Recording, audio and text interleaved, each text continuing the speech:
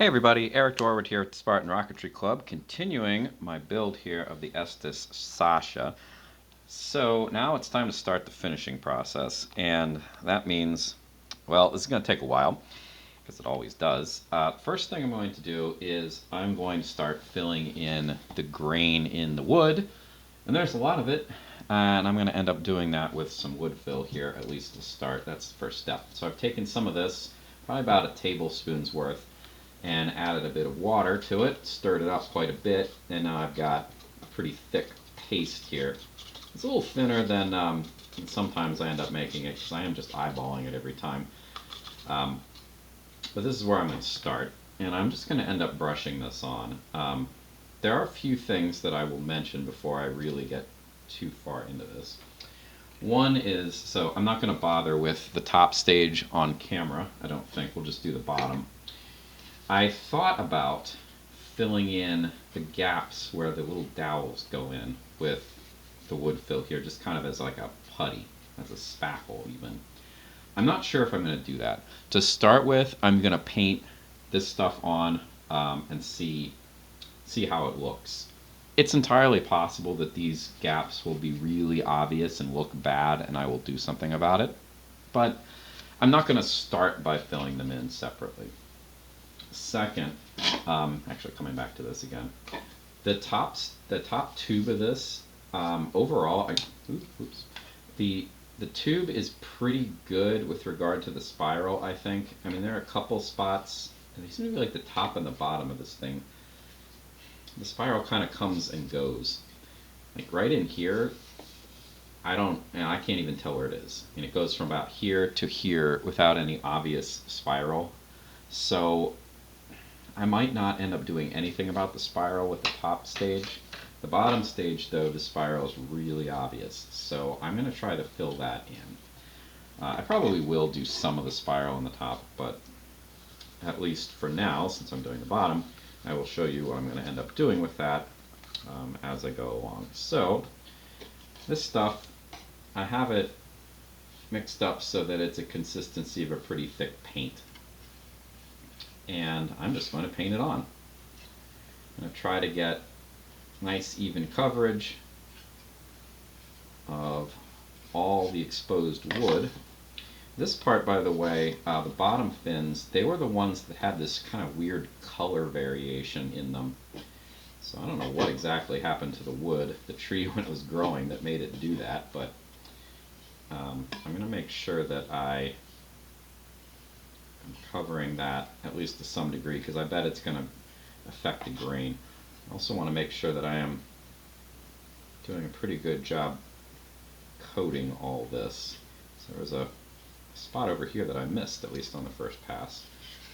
I'm going to make sure that I get to the edges here, because remember, I didn't round them, I sanded them a little bit, but they're very porous for one thing, so I want to make sure I fill them in.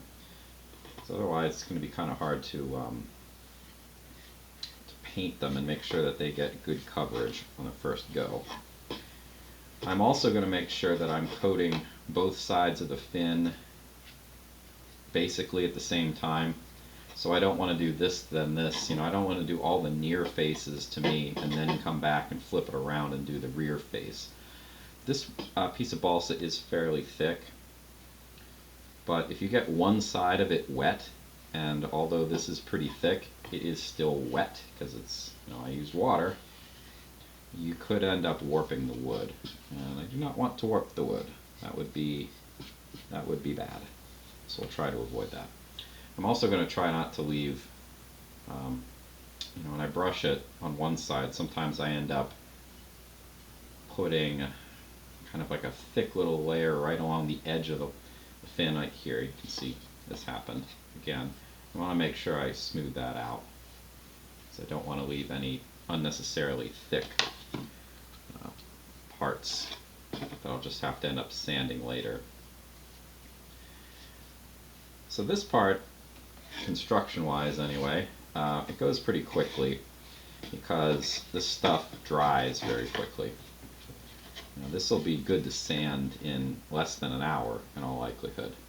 The other steps of my my work the finishing process. They all take much longer than that. I'm going to take the time to fill in the, I'm just going to paint over basically this whole tube because it's, the grain here, or the spiral in the tube is pretty bad. So I'm just going to paint that all in. That means I have to sand the tube now too, which is, you know, a minor annoyance, but it's not that big a deal. So the more I paint, the thicker thicker my wood fill gets in the cup because it's evaporating, and I am preferentially, not purposely, but I am preferentially taking off the most liquid part of it out of the cup every time I load up the brush. So this is going to get thicker and harder to apply as I go, which is a manageable problem. It's just something to be aware of.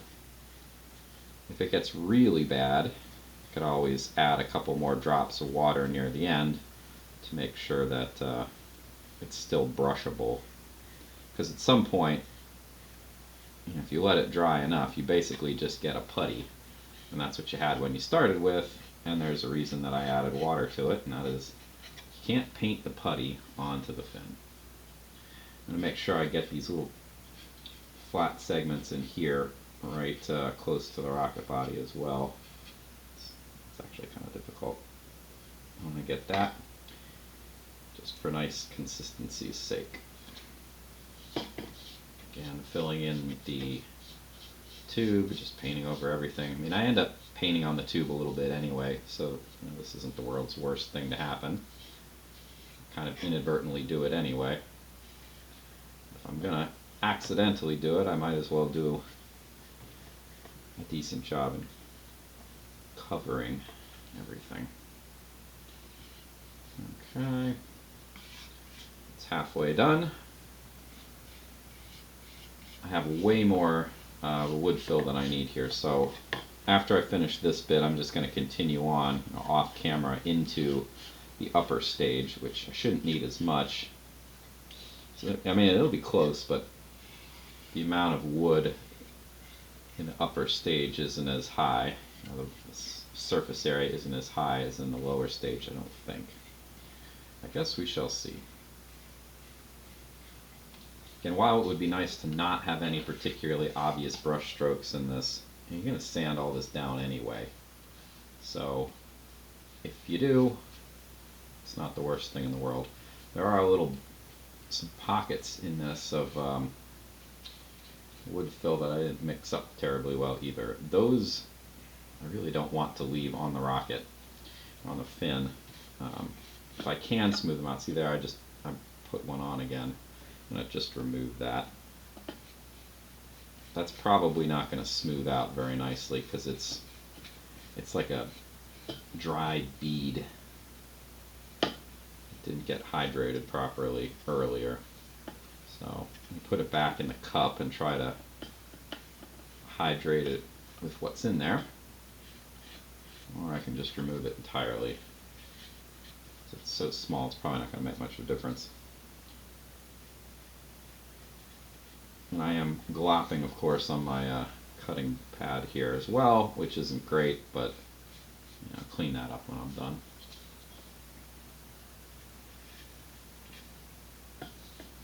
I'm not sure how many coats this is going to take.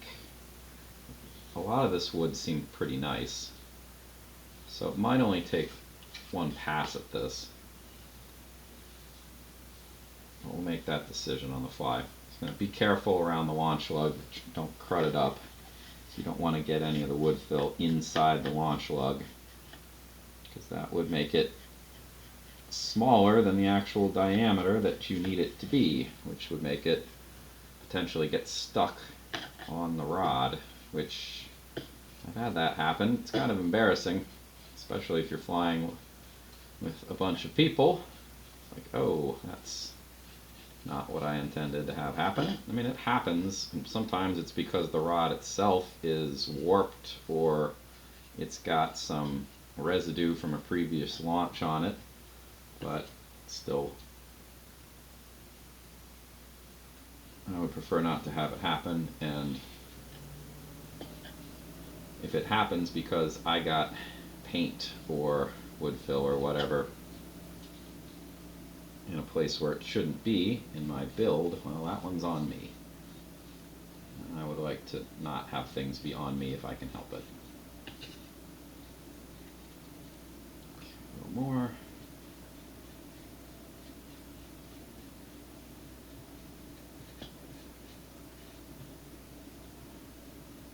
This stuff does clean up nicely, which is another perk for using it.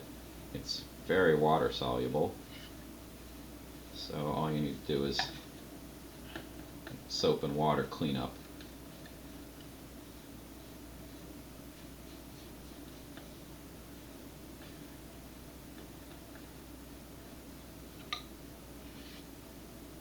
Last few spots that I need to get here, so I'm going to eventually paint the tube there. I'm going to just use a little bit here to fill in this end. And same deal down here.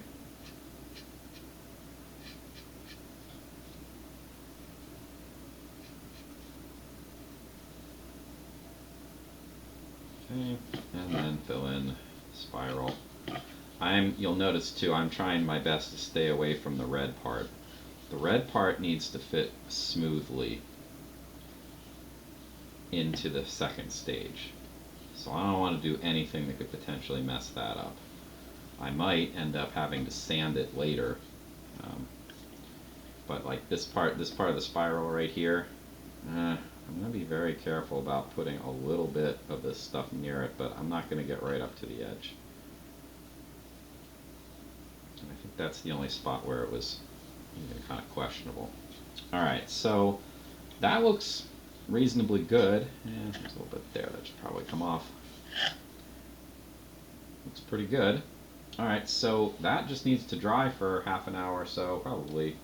I probably will let it go longer than that, but let it dry for a bit, and then I will sand it down, and we'll see what we have from there.